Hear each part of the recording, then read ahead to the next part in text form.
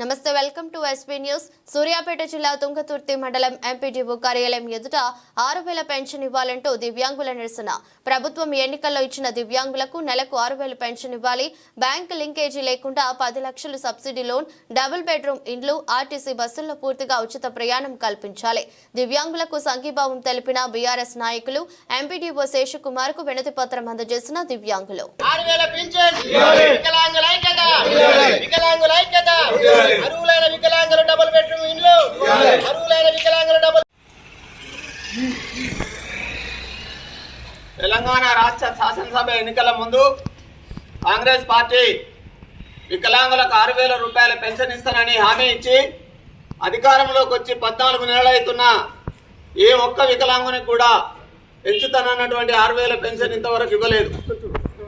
తుంగతుర్తి మండల కేంద్రంలో వికలాంగుల ఆధ్వర్యంలో ధర్నా చేస్తున్న కార్యక్రమానికి పూర్తి సంఘీభావాన్ని తెలియజేస్తూ ప్రభుత్వాన్ని డిమాండ్ చేస్తా ఉన్నాం.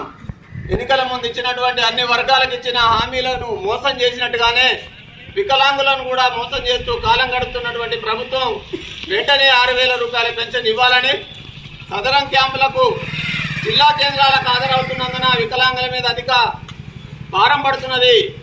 అది లేకుండా మండల కేంద్రాలలోనే సదరం క్యాంపులు ఏర్పాటు చేసే విధంగా ప్రభుత్వం చర్యలు తీసుకోవాలి.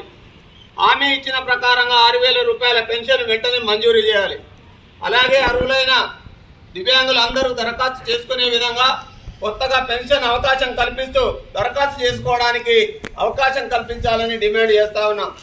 అలాగే ఆర్టీసీ బస్సులలో కూడా పూర్తిగా ఫ్రీగా ప్రయాణం చేసే సౌకర్యం కల్పించాలని డిమాండ్ చేస్తూ ఈ కార్యక్రమంలో పాల్గొన్నటువంటి నాతో పాటు పాల్గొన్న బీఆర్ఎస్ నాయకులకు అలాగే దివ్యాంగులందరికీ కూడా హృదయపూర్వక నమస్కారాలు తెలియజేస్తూ, మీరు మీ హక్కుల కోసం పోరాడుతున్నటువంటి సందర్భంలో మేము ఎల్లప్పుడూ మీకు అండగా ఉంటామని, మీకు సంపూర్ణ మద్దతు ఇస్తామని, బీఆర్ఎస్ పార్టీ మీకు సపోర్ట్ చేస్తుందని తెలియజేస్తూ 6,000 రూపాయల పెన్షన్ వెంటనే ఇవ్వాలి. 6,000 పెన్షన్ వెంటనే 6,000